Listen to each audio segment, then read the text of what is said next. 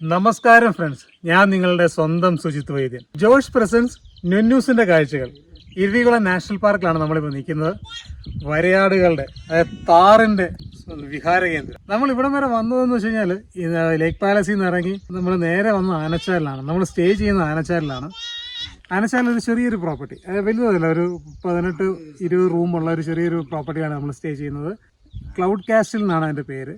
ഞങ്ങൾക്ക് കിട്ടിയ റൂം എന്ന് പറയുന്നത് ഇന്റർ കണക്റ്റഡ് റൂംസ് ആണ്. എനിക്കത് ഏറ്റവും ഇഷ്ടപ്പെട്ടു. കാരണം വെച്ചാൽ സാധാരണ നമ്മൾ ഇതുവരെ താമസിച്ചിടത്തെല്ലാം 2 റൂമായിട്ടാണ് എടുത്തുകൊണ്ടിരുന്നത്. അമ്മയ്ക്കൊരു റൂം, ഞങ്ങൾക്ക് ഒരു റൂമായിട്ട്. ഇത് ഇന്റർ കണക്റ്റഡ് റൂമായതുകൊണ്ട് അതിലേക്ക് കയറാനും വളരെ കംഫർട്ടബിളായി തോന്നി. പിന്നെ അതിൻ്റെ വാലിയിൽ നിന്നുള്ള വ്യൂസ്, മിസ്റ്റ് ഒന്ന് പോയിക്കൊണ്ടിരിക്കുന്നത്, ഇതൊക്കെ വളരെ രസകരമായ കാഴ്ച തന്നെയായിരുന്നു. നമ്മളിപ്പോൾ 2ാമത്തെ ദിവസമാണ്. മൂന്നാറിലെ 2ാമത്തെ ദിവസം ഇറങ്ങി രാവിലെയാണ് നേരെ വന്നത് ഇരവികുളം നാഷണൽ പാർക്കിലാണ്. അതായത് രാജമല നാഷണൽ പാർക്കിൽ വന്നിറങ്ങിയത് തന്നെ നമുക്ക് കാണാൻ കഴിയുന്നതോ സുന്ദരമായിട്ട് വരയാടുകൾ. നമുക്ക് എത്ര അടുത്താണ് കാണുന്നത്, നോക്ക്, അടുത്ത് കാണാൻ പറ്റി. സാധാരണ നിങ്ങൾ വരുവാണെങ്കിൽ ഇരവികുളം നാഷണൽ പാർക്കിൽ വന്ന് നിങ്ങൾക്ക് വണ്ടി പാർക്ക് ചെയ്യാം. അവിടെ 200 രൂപയുടെ ടിക്കറ്റ് എടുക്കുക. ടിക്കറ്റ് എടുത്തിട്ട് അവിടെ ബസ് ഉണ്ടാവും. ഈ കാണുന്ന ബസ്സുകളിലാണ് നിങ്ങളെ മുകളിലേക്ക് കൊണ്ടുവരുന്നത്. നമ്മൾ ഈ ബസ്സിൽ വരുന്നത് 4 കിലോമീറ്ററാണ്. ബസ്സിൽ 4 കിലോമീറ്റർ വന്നിട്ട് ഒരു ചെക്ക് പോയിൻ്റ് ഉണ്ട്. ആ ചെക്ക് പോയിന്റിൽ ഇറങ്ങിയിട്ട് നമ്മൾ അവിടെ നിന്ന് 1 കിലോമീറ്റർ നടക്കണം. ഇച്ചിരി സാവകാശമൊക്കെ നടന്നാൽ മതി. പ്രായമുള്ളവർക്കാണെങ്കിലൊക്കെ കയറി ഇറച്ചി സാവകാശം നടന്നു വന്നു കഴിഞ്ഞാൽ ഈ സുന്ദരമായ കാഴ്ചകൾ കാണാം. നമ്മൾ വരുന്ന വഴിക്ക് തേയില നുള്ളുന്ന ഒത്തിരി ചേച്ചിമാരുണ്ടായിരുന്നു. ചേച്ചിമാരെ കണ്ടു. തേയില നുള്ളുന്ന നല്ല പ്രായമുള്ള ഒരു അമ്മച്ചിയാണ്. ഞാൻ പുള്ളിക്കാരോട് പോയി സംസാരിക്കുകയൊക്കെ ചെയ്തു.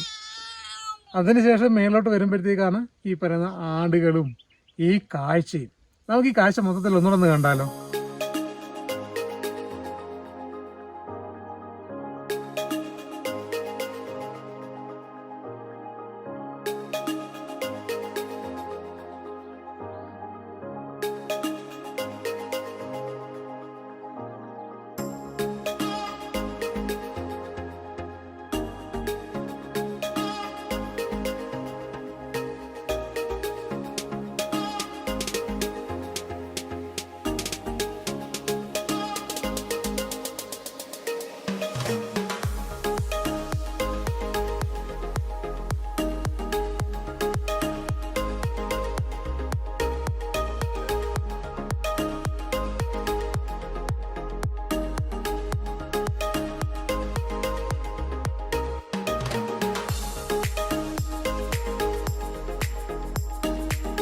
ഇതാണ് നമ്മുടെ നീലക്കുറിഞ്ഞി ചെടികൾ. ഇത് 12 വർഷം കൂടി ഇരിക്കുമ്പോഴാണ് പൂക്കുന്നത്. നമുക്കിനി ഇത് കാണണമെങ്കിൽ, ഇത് പൂക്കുന്നത് കാണണമെങ്കിൽ 2030 വരെ കാത്തിരിക്കണം. സുനീഷ് ആദ്യത്തെ കണ്ടോടാ, ആറ്റുമാമയെ കണ്ടായിരുന്നോ സുനീഷ്? ഏരി പെണ്ണ് ആറ്റുമാമയെ കണ്ടായിരുന്നോ? പെണ്ണ് എച്ചു പറ്റി പെണ്ണിന് നാനം വരുന്നു. സുന്ദരി പെണ്ണിന് നാനം വരുന്നു. എന്നെ ഇഷ്ടപ്പെട്ടോ? ഇഷ്ടപ്പെട്ടോ? നിന്നു ഇഷ്ടപ്പെട്ടോ? ഇത് കണ്ടോ ഈ യാത്രയിൽ നുന്നൂസിന്റെ സന്തോഷം. ഇതാണ് ഞാൻ ആക്ച്വലി ഉദ്ദേശിച്ചത്. ഈ ട്രാവൽ ചെയ്യുമ്പോൾ അവക്കുണ്ടാവുന്ന സന്തോഷങ്ങള്.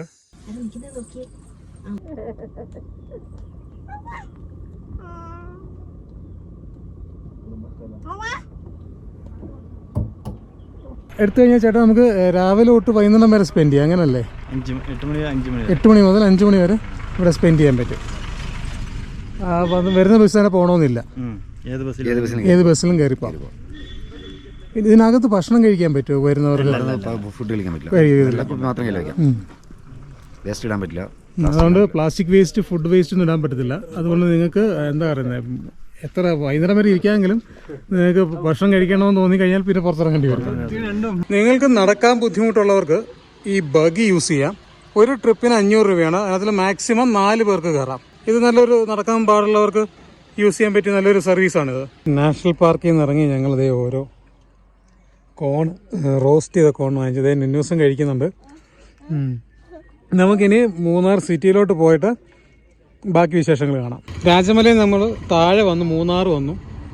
അവിടെ ഒരു പിങ്ക് കഫേന്ന് നമ്മൾ കുറച്ച് ഇടിയപ്പവും മുട്ടക്കറിയും.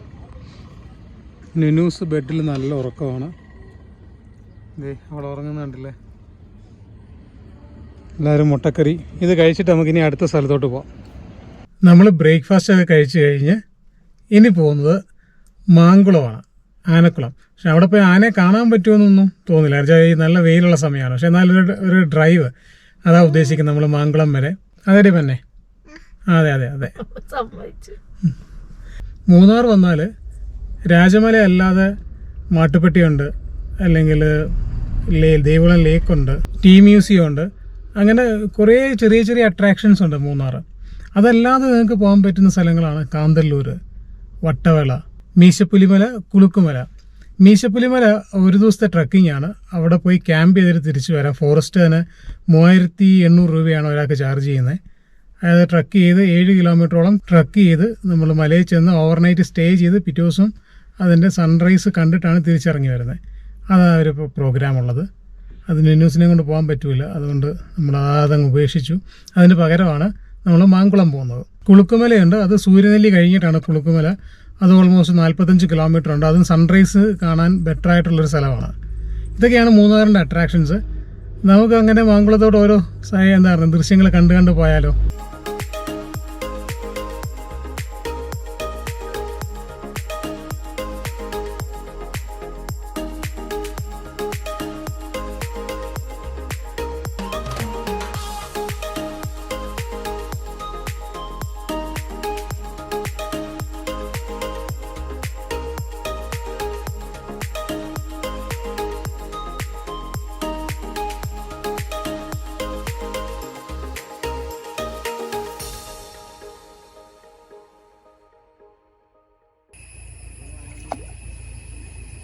നിനക്ക് വെള്ളം ഇത്ര ഇഷ്ടപ്പെട്ടോടി പെണ്ണെ, സുന്ദരി പെണ്ണെ.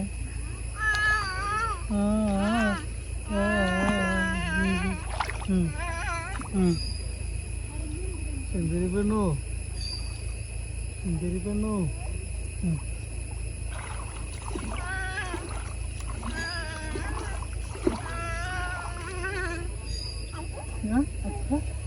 അപ്പൊ ഇനി ഇറങ്ങണോ, ഇനി ഇറങ്ങണോ, ഇനി ഇറങ്ങണോ പെണ്ണിന്?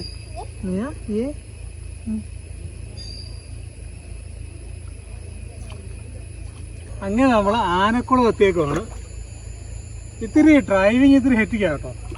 ഹെറ്റിക്കെന്ന് പറഞ്ഞാൽ ഹെറ്റിക്കല്ല, കണ്ണിന് കാണാൻ ഭയങ്കര കുളിർമയുള്ള സ്ഥലങ്ങളുണ്ട്. അതെ, കണ്ണിന് കാണാൻ കുളിർമയാണ്, പക്ഷെ ഓടിക്കുന്നവർക്ക് പാടാണ്.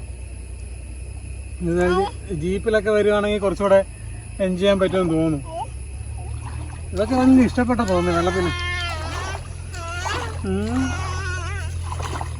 ഈ സമയമാണ് നമുക്ക് ആനകളെ ഒന്നും കാണാൻ ചാൻസസ് വളരെ കുറവാണ്. കാര്യം വെച്ചാൽ ഞാൻ ഈ 3-4 ദിവസമായി ഈ ഫോറസ്റ്റ് ആൾക്കാരുമായിട്ട് ബന്ധപ്പെട്ട് സംസാരിക്കുമ്പോൾ മനസ്സിലാവുന്ന കാര്യം എന്ന് പറയുന്നത്, മനുഷ്യൻ്റെ മണം കിട്ടിയാൽ അത് വേറൊരു സ്ഥലത്തേക്ക് പോകും ആനകൾ.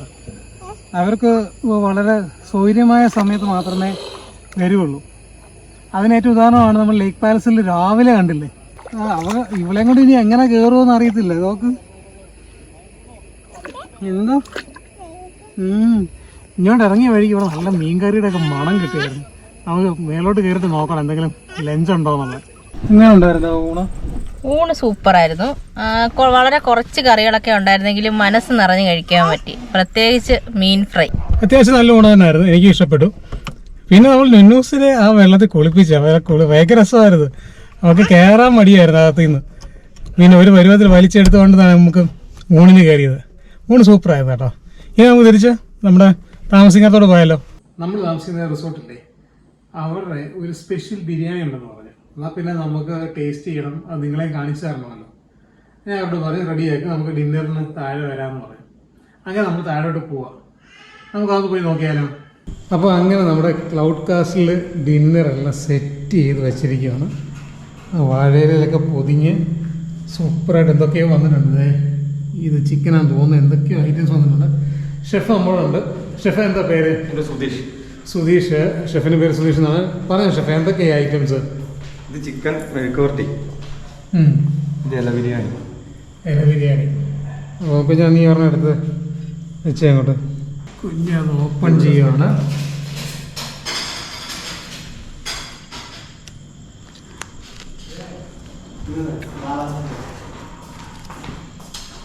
നല്ല കളർഫുൾ ആണല്ലോ. ഒരു സാധാ ബിരിയാണി അല്ലല്ലോ ഇത്. കഴിക്കുന്നതിന് മുമ്പ് ഷെഫ് എക്സ്പ്ലെയിൻ ചെയ്തത് എന്താണെന്നുള്ളത്. ഇത് നമ്മുടെ സാധാ ബിരിയാണി ആയിട്ട് തോന്നുന്നില്ല കണ്ടിട്ട്. അതിന്റെ സ്പെഷ്യാലിറ്റി എന്താണ്? ഇത് ചിക്കനും റൈസും ഒന്നിച്ച് ദം ചെയ്യാണ്. ഒന്നിച്ച് ദം ചെയ്യാണ്. നീ കഴിച്ചു നോക്കിയോ? ഞാൻ ചൂട് കാരണം നമുക്ക്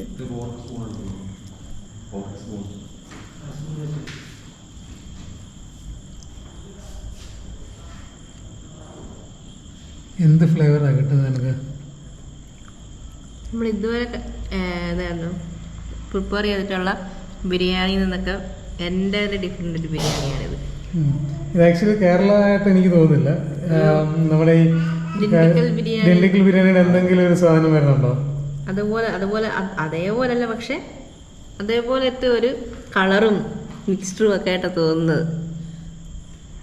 എന്തെങ്കിലും സ്പെഷ്യൽ മസാല ഉണ്ടോ ഷെഫേ?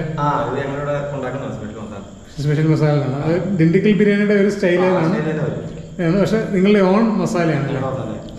അപ്പോൾ ഈ മസാല വേണമെങ്കിൽ നിങ്ങൾ മൂന്നാർ വരുമ്പം എവിടെ കയറണം? ക്ലൗഡ് കാസിൽ കയറണം. അതെ, നിന്റെ വായി വെള്ളം വരുന്നുണ്ടോ തോന്നില്ലേ? ഒന്നിച്ചിട്ടാണ് ബേക്ക് ചെയ്യണം.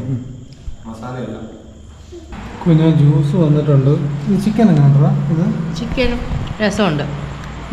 ചെറിയ ചെറിയ പീസ് കറക്റ്റ് നമ്മൾ മെഴുക്കോട്ട് കഴിക്കുന്നതിൻ്റെ അടുത്ത് കഴിക്കാൻ പറ്റുന്നുണ്ട്. ചിക്കൻ മെഴുക്കോട്ടി കൊള്ളാം. ക്രിസ്പി അല്ല, അങ്ങനെ ഒത്തിരി ഒരുപാട് ക്രിസ്പി ആണോന്ന് വെച്ചാൽ അതും ഫ്രൈ ചെയ്ത് ക്രിസ്പി ആക്കിയില്ല. നല്ല ടെൻഡറായിട്ടുള്ള ചിക്കൻ. അപ്പോൾ നമുക്ക് കുറച്ച് ന്യൂസിനൊക്കെ കൊടുത്തിട്ട് കഴിച്ചിട്ട് വന്നിട്ട് കാണാം. അങ്ങനെ നമ്മൾ മൂന്നാർ വിശേഷങ്ങളൊക്കെ അവസാനിപ്പിച്ച് തിരിച്ച് നമ്മൾ മലയിറങ്ങുകയാണ്. നമ്മളിനി അടുത്ത ഡെസ്റ്റിനേഷനിലേക്ക് പോകുന്നതാണ്. ഞാൻ ഒരു കാര്യം നമ്മളോട് പ്രധാനമായിട്ട് ഓർപ്പിക്കാനുള്ളത്, ആനക്കുളം പോകാനും മൂന്നാറിൽ നിന്ന് 36.6 കിലോമീറ്ററാണുള്ളത്. ഞങ്ങൾ അങ്ങോട്ട് പോയപ്പോൾ ഓൾമോസ്റ്റ് 2.5 മണിക്കൂർ എടുത്തു. പക്ഷേ തിരിച്ച് വരാനായിട്ട് 1.5 മണിക്കൂറേ എടുത്തുള്ളൂ. അത് പോകുന്നത് നമ്മുടെ KSRTC bus, Munnar KSRTC bus സ്റ്റാൻഡിൻ്റെ ഓപ്പോസിറ്റ് ഒരു വലിയൊരു ഗ്രൗണ്ട് കാണാം. ആ ഗ്രൗണ്ടിൻ്റെ സൈഡിൽ കൂടെ ഉള്ള വഴിയിൽ കൂടെയാണ് പോകേണ്ടത്. അത് നേരെ ചെന്ന് ലക്ഷ്മി എസ്റ്റേറ്റില്ലേ, അതായത് നമ്മുടെ ടാറ്റ എസ്റ്റേറ്റിൻ്റെ ലക്ഷ്മി എന്നാണ് പറയുന്നത്. ലക്ഷ്മി എസ്റ്റേറ്റിൻ്റെ അകത്തൂടാണ് പോകുന്നത്. നല്ല ദൃശ്യങ്ങളൊക്കെയാണ്. അപ്പോൾ നിങ്ങൾക്ക് പോകാനുള്ളവർ ഈ റൂട്ട് എടുക്കണം. പിന്നൊരു കാര്യം, റേഞ്ച് എന്ന് പറയുന്ന സാധനം ഉണ്ടാവില്ല. അതായത് BSNL-നും ജിയോയ്ക്കൊക്കെ കാണുമായിരിക്കും, ബാക്കി ഒന്നിനും ആ ഭാഗത്തേക്ക് റേഞ്ച് ഇല്ല. പക്ഷേ നല്ലൊരു അനുഭവമായിരിക്കും. ഇത് ഒറ്റ റൂട്ടേ ഉള്ളൂ, അങ്ങോട്ട് വളയം തിരിയൊന്നും വേണ്ട. ഒറ്റ റൂട്ട് സ്ട്രെയിറ്റ് ചെല്ലുന്നത് ഈ ആനക്കുളത്തിലേക്കാണ്.